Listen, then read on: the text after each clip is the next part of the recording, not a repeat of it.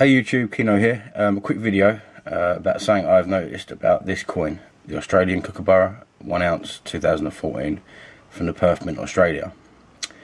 When I started stacking, I decided that I was going to buy one of each coin that I liked, and if I did like that coin, once I had it in my hand, I would get 10 of each coin, and then if I could afford more, if I reached that goal of every coin that I've got, then I'll get another 10 or 5 or 50. It depends on the financial situation that I'm in at the time. So what I noticed about this coin is a 500,000 mintage. I've been looking at the coins that I want to get 10 of each coin. I started looking at them on the big sites, and this coin I can't find on any of the big European sites that I use, which is where you get your higher premiums, because these companies buy straight from the mints. So I can't find it anymore. I had a comment, I think I left a comment on still keeping one channel. He said he's looking out for him. I don't know if it's for the same, if you meant for the same reasons as this, because you can't really find them for a good price.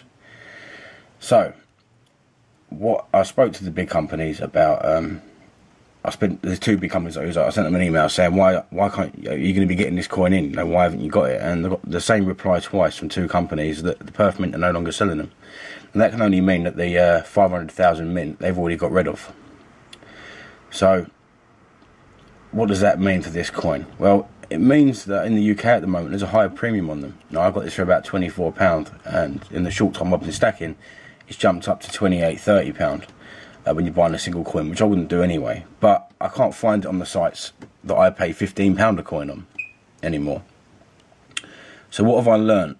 One of my first observations, one of my first rules that I will set myself for next year is don't wait till July to buy the Kookaburra, because the Kookaburra is pretty much done for by July in 2014. So next year when I start stacking coins and I think, alright, this year I might want 5 of each coin, I may want 50 of each coin for 2015 of the coins that I like, I will buy this coin first, because I can get all the other coins. All the other coins are still being purchased from the mints. They're all still on these big sites for cheap. So one of my first few coins that I stack, try and get X amount of, whichever amount I'm looking to get that year, will be this coin. And I think that's something for new stackers to look into, because, as I said, you get into stacking, you don't know everything. You think after watching a few hours on YouTube that you know a lot. You don't. I learn stuff every day from watching people's channels. Even new stackers. I watch things and I think, well, yeah, that's right. Something to think about.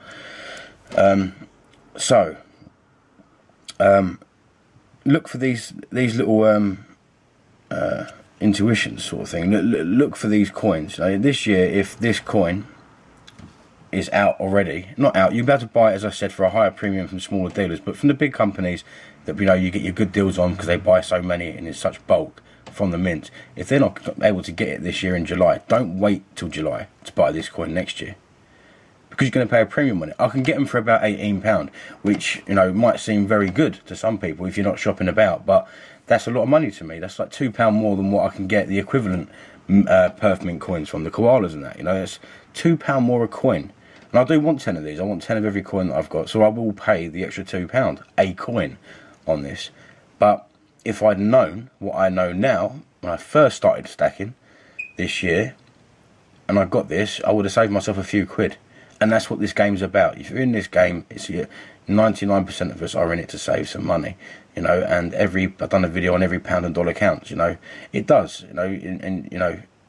I said in that show, should I be only buying the cheapest coins? Well, that's all down to preference. I do want a selection of coins, and I do believe in premiums, and I do believe in some coins will do better in the future.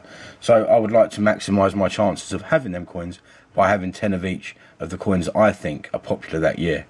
And the Perth Mint stuff's popular, has been popular, and will continue to be popular in my opinion. So next year I won't wait until July 2015 to buy 10, 20 of these, whichever amount I want of them, because I'll be paying a premium on it. So I just thought that was something to think about. As I said, I've set rules for myself, everything else. Don't go near things I don't know. I do know something now. I know something about this coin. I know something about the Australian Kookaburra from the Perth Mint. I know that this coin done very well this year and is already out. The Perth Mint already done their 500,000 mintage of these, so I know for 2015 what I'm going to be buying first. And as I've said, you know, if the koala starts disappearing, or the Libertad starts disappearing, or you know, the Eagles and that won't start, they make so many of them, but if these limited mintage coins start disappearing from the big companies because the mints are not banging them out, then they'll be the first coins I collect next year. I'll have a list written down of the coins. This will be number 1, the koala might be number 2, the croc might be number 2, you know, the peregrine falcon might be number 2. You know, whichever coins start disappearing from the big companies, you know, make note of that. You know, and as I said, it's a little edge, you know, it's a little edge. So someone that's collecting these next year thinks, yeah, I'm going to get these, and they don't look at them until July, like I haven't. You know, they're going to be paying £2 more a coin than you paid in January or whenever the coin came out. So I thought that was just something I'd mention that I've noticed, and yeah, it's just something that I will use now next year. It's one of the first bits of real information from experience of collecting coins that I have that will, you know, aid me next year, will help me save some money next year, you know, and will, you know, improve my average price per ounce, and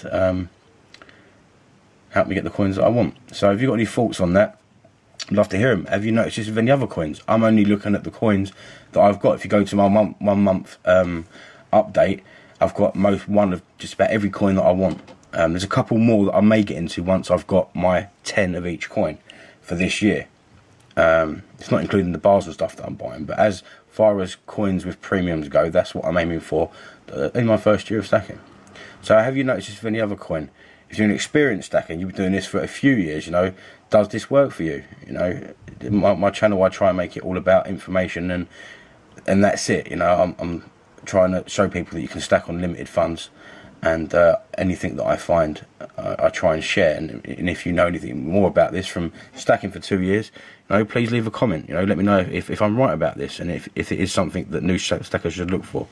So yeah, thank you for watching. This is Kino. Goodbye.